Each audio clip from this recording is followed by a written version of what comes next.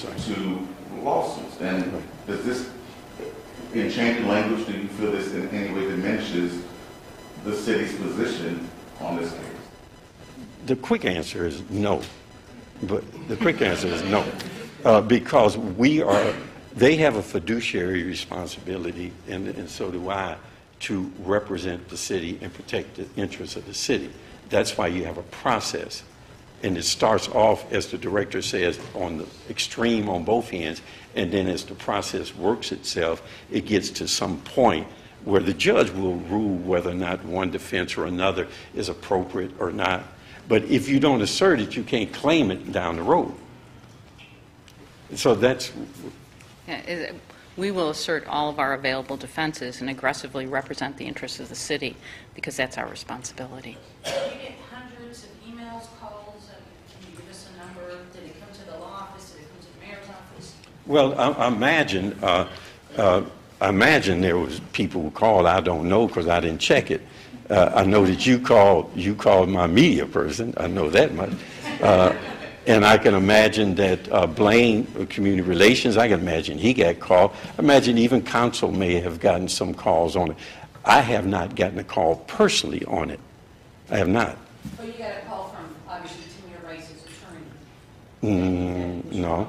No, we haven't heard from the family? No. No, I have not. I have not talked to the family. I have communicated with their spokesperson about our sincere apologies for what happened. We've done that, but no, we didn't. I didn't get a direct call. I don't think you got a direct call from anybody. No. You say this spokesperson? I don't know his name. I forgot his name. Walter T. Madison. Yeah, right. He represents, who he represents, but he was. I think he was gracious in understanding and accepting and communicating to the family our apologies for this.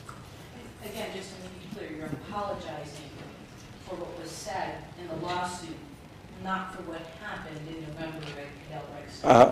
I believe that I'm on record in regards to what happened at Cadell.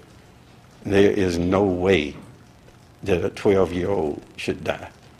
So I'm on record for that. And so again, today is about apologizing to the family in who we have caused some hurt, some harm to in that regard, and to the people of the city of Cleveland as to what happened and how it happened. Whether or not we can explain it away is irrelevant.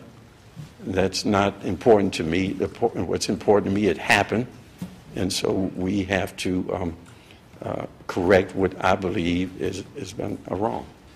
I've heard a lot of what kind of legal talk here, but I'm not clear whether the city still believes that Tamir Rice's actions... Well, see, we're not going to try the case here. We're not going to do that. What we're saying to you is we're going to assert all defenses that are available to us. Whether or not any of our assertions of a defense is going to be followed through on or deemed to be correct or not, the court and the system will decide. We're not trying that here. I'm here to say to you and say to the people and say to the family that we're sorry. We apologize. We were wrong in our insensitive way in which we handled this, even though there was no one in particular and no one throughout the system who had any malice in this whatsoever. But it happened. And because it happened, we owe the people and the family an apology. Mayor, it's clear that you take this case to heart. Yes.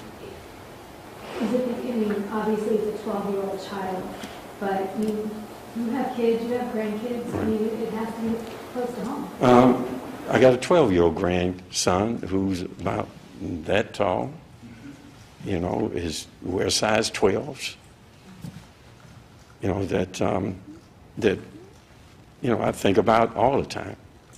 I have an 18-year-old grandson and a 9-year-old and a 3-year-old.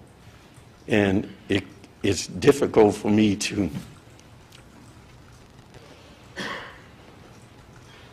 imagine that. Okay, thank you.